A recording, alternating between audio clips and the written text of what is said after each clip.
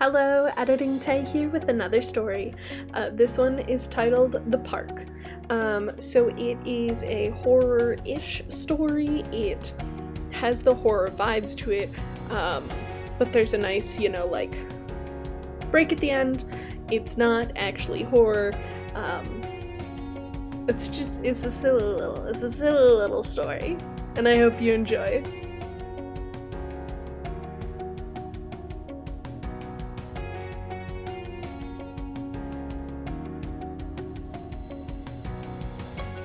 We are going to start today's story in a house.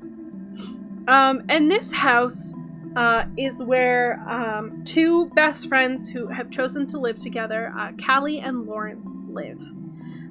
Callie and Lawrence are the best of friends. They're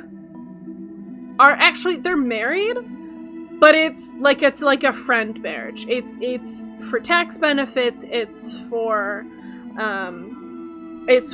honestly, it's really just to make their lives easier. They're married just to make their lives easier. There's no, whatever, right?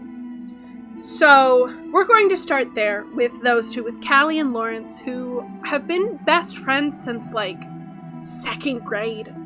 They grew up together.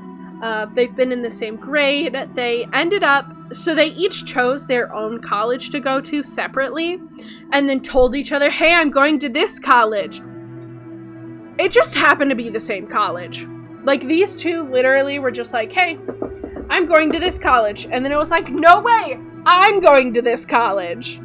Just happened to go to the same college, so then they requested to room together. They were amazing roommates, and just have been best friends ever since. So when an opportunity came for the two of them to buy a house together and just keep living together, keep being best friends, it worked with the jobs that they both got. They ran with it. Now these two were not... They weren't avid, people that were I'm gonna go, be the most fit person. I'm not a body... they weren't bodybuilders. They weren't any of that stuff. However, what they were is they really, really enjoyed going on... They really enjoyed just going on walks. Random walks. It was one of their favorite pastimes. And they had a park that was about a 5-minute walk from their house that they went to all the time. It was just their favorite place to go. And they would go on the walk and they would pass by, there was a swing set, there was a single, there's one of those big slides, a couple monkey bars. It wasn't a very big park, and it wasn't a very good park for children. Excuse me. But a park nonetheless, It was still a park. It was still something that they enjoyed doing, and they would frequently go on walks there. Every single Saturday, they would go on a walk there. And the biggest thing about this particular time that they went on the walk is there was new playground equipment. And they were going on their walk, and they were like, oh my god, wait, look! There's a new play set here. That's so much fun for all the neighborhood kids.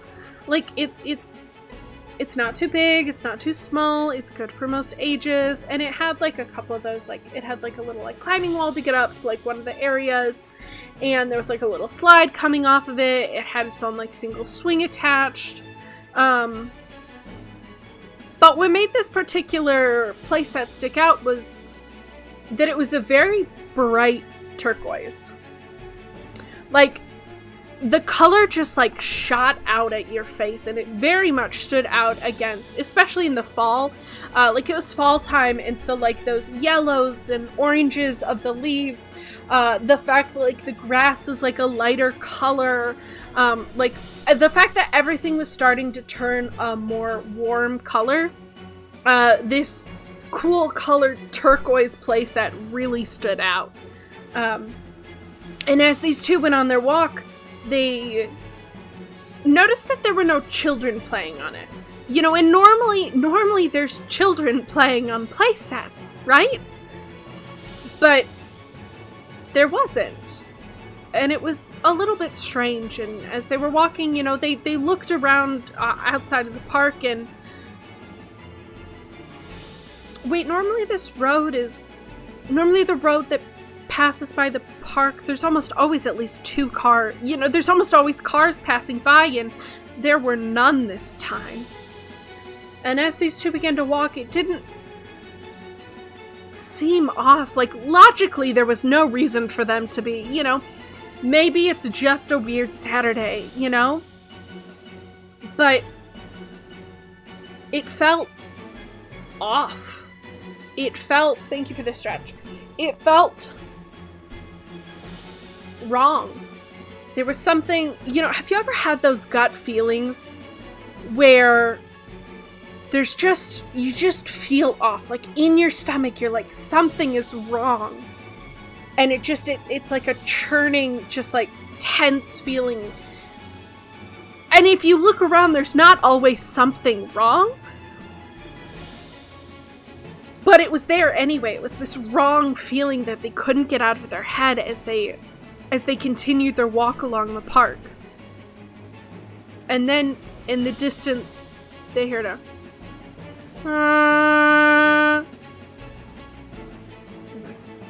What? Did you hear that? Yeah, I heard that.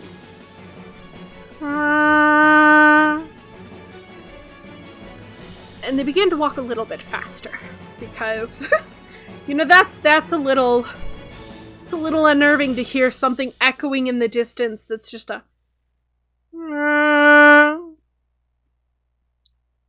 Begin to walk faster, and then they heard, like, there's like, so in this particular park, there's like, these woods that stretch along the side of one of the sides. So like, on one side, there's like a road, and then there's like the park, and then there's woods.